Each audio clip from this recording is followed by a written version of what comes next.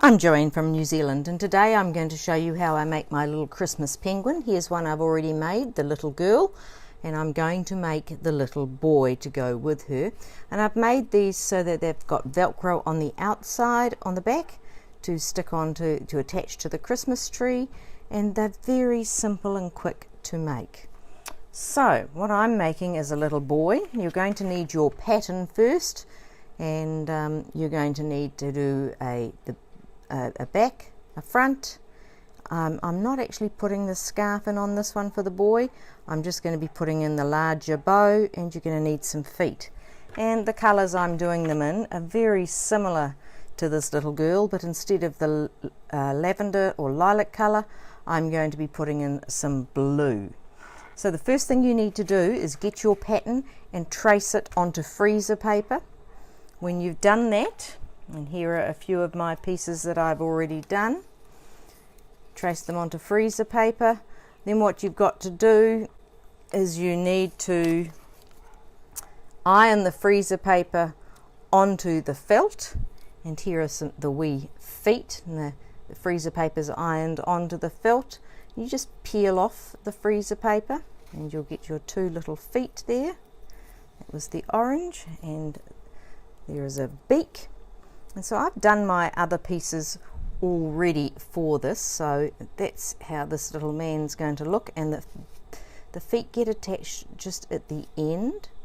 So the first thing you want to do when you're making these Christmas tree decorations is you start with all your pieces cut out, as I've done, and then layer them in the correct place.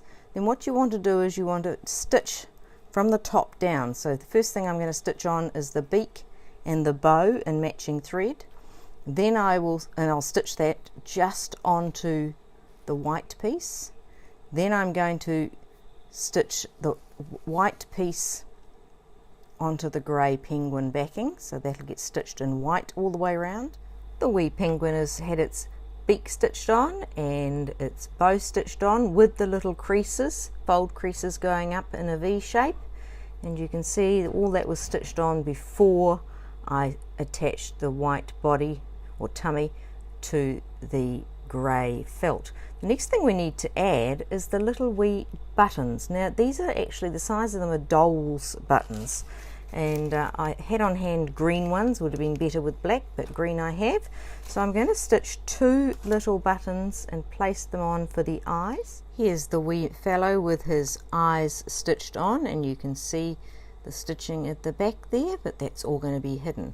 Now before we stitch on the little wee feet, because this is going to be velcroed on the back, just like the little wee girl, what you're going to need to do is cut out a wee piece of velcro and cut it out. And then what you want to do is, when you've positioned this on the big piece of backing felt, place the bit of velcro on the back so that it's central where you want it, and then stitch it on. Now I've actually already done that, and there's my wee piece of round velcro already stitched on. He's central on there. So what you do next, sorry, you can see my next little piece there. My next one I'm making is a bird. So what you're going to do now is position these little wee feet pieces underneath, and it doesn't matter if they're not exactly the same. You'll notice these two, this one's out to the side, and it actually makes him look like he's got a bit of movement, a bit of a hop, skip and a dance. I rather like that. It's a coincidental mistake, we didn't intend for that. So there that is, and all I need to do now with grey is stitch all the way around the penguin body in grey, and he will be finished. Here's our wee penguin all stitched onto the backing felt.